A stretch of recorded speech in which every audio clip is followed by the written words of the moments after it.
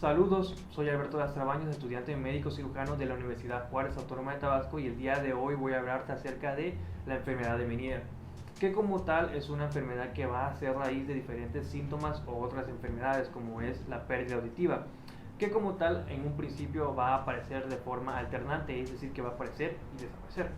Pero finalmente una persona que padece Meniere pues va a presentar pérdida auditiva permanente. Otro síntoma va a ser la aparición de tinnitus, que puede presentarse como tal como un pitido o como grillos o como sonidos de estática de televisor. La característica principal del Meniere vendría siendo los episodios de vértigo, que pueden durar lamentablemente entre minutos hasta llegar a horas, que vendría siendo lo que va a llegar a posibilitar el hecho de discapacitar a una persona y no permitirle llegar a hacer las actividades cotidianas o inclusive trabajar o levantarse de la cama o ejercer cualquier otro tipo de actividad que en un principio no requiera de bastante esfuerzo. Con todo esto dicho, podemos llegar a construir dos preguntas que básicamente podríamos llegar a preguntarle a un especialista para poder formarnos y darnos una idea a partir de información verídica y que esté contrastada con hechos científicos. Las preguntas en este caso vendrían haciendo cuáles son las causas acerca del Meniere y finalmente llegar a una conclusión acerca de si existe un tratamiento. En tanto a mi opinión sobre el tema, me parece preocupante porque estas enfermedades que van acerca del oído, de la salud auditiva, pues no son muy sonadas. Eh, por ejemplo, el tinnitus casi nadie lo conoce, mucho menos la enfermedad de Meniere. Y sí que es cierto que aunque hay laboratorios trabajando a partir de estas enfermedades, a partir de inyecciones intratimpánicas para tratar estas adversidades, pues finalmente, aunque sea un mercado amplio, no se está tan divulgado y me parece preocupante porque al día de hoy hay muchos factores que desencadenan estas enfermedades, como escuchar música con volumen alto, por ejemplo, y es algo que en un principio podríamos llegar a decir que está bastante normalizado.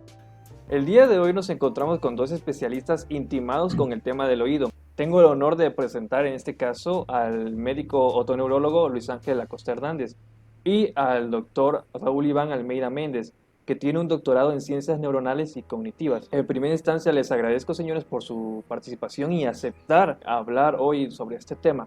Y bueno, para no entrar en líos, vamos a pasar al tema como tal. En primera instancia me gustaría preguntarle al especialista Luis Ángel, ¿cuáles son las causas del Meniere? Bueno, en primero que nada, muchas gracias por la invitación. Para entender estas causas debemos saber que el oído interior contiene tubos llenos de líquidos llamados laberinto. Estos tubos junto con un nervio en el cráneo le ayuda a interpretar la posición del cuerpo y a mantener el equilibrio. Como tal, se desarrolló la causa exactamente de la enfermedad Meniere. Puede ocurrir cuando la presión del líquido es una parte del oído interior llega a ser demasiadamente alta. En algunos casos, la enfermedad de Meniere puede estar relacionada con traumatismo craneal, infección del oído medio o alto, consumo de alcohol, tabaquismo, estrés o uso de ciertos medicamentos. Te queda en claro el hecho de que no hay como tal una causa identificable del Meniere, sino que lamentablemente solamente vamos a identificar síntomas. Y es por tanto que resulta una enfermedad difícil de tratar y más por el hecho de que ya es una enfermedad que incapacita a la persona de cierta manera. Y bueno, para concluir con la entrevista, en este caso me gustaría dirigir la pregunta al doctor Almeida. Y en este caso me gustaría preguntar acerca de si existe alguna cura para el Meniere. Bueno, pues primero que nada, pues gracias por la invitación.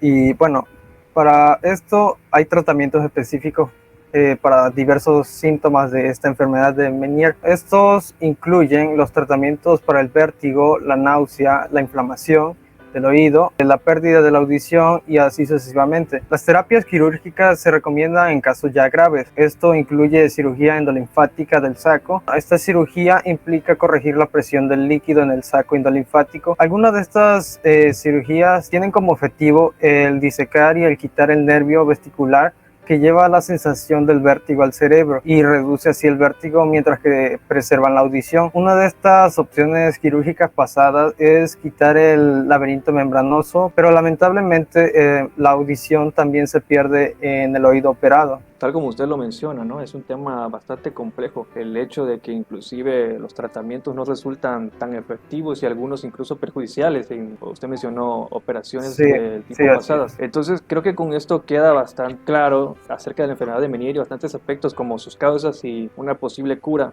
Entonces resulta interesante y reitero mis agradecimientos hacia ustedes por tomar la palabra hoy y presentarse para explicar sobre el tema porque me pareció algo interesante y algo que resultaba importante de ver desde un punto de vista de alguien que está especializado en el tema. Gracias por la invitación. Igualmente, gracias por la invitación. Un placer. Bueno, a modo de conclusión y como un repaso de todo lo hoy dicho, podemos concluir que la enfermedad de Meniere es un tema complejo. En general, el tema del oído y lo relacionado con el sistema nervioso central es un tema todavía inexplorado y nos falta bastante desarrollo científico para llegar a conclusiones y dar respuesta a este tipo de enfermedades o adversidades o síntomas, como por ejemplo el tinnitus, que todavía sigue siendo un misterio cómo se puede llegar a tratar. En general es un tema bastante interesante y a continuación todavía podemos gozar de bastantes páginas que nos brindan información acerca del tema. En lo personal me parece preocupante, como ya había yo mencionado anteriormente, que no haya tanta difusión de este tipo de temas y estos problemas, porque al final cosas como el tinnitus pueden llegar a afectar de tal forma que la persona no puede concentrarse o no puede dormir, sufre episodios de insomnio y es constante, llegando a afectar obviamente su productividad a lo largo del día. En general, habíamos visto hoy lo que serían las causas, posibles tratamientos, pero como ya había dicho, en general no queda nada totalmente claro. La ciencia ya ha tratado el tema y lamentablemente las farmacéuticas que hoy están tocando el tema todavía no da resultado. Proyectos como Tivirex, que a día de hoy se encuentra en fase 3, que hasta día de hoy había avanzado satisfactoriamente, lamentablemente hace unos meses demostró no ser totalmente capaz como para ser aceptado por la FDA. Y Otonomy afortunadamente cuenta con los recursos necesarios para salir adelante y continuar con estas investigaciones que a día de hoy siguen surgiendo.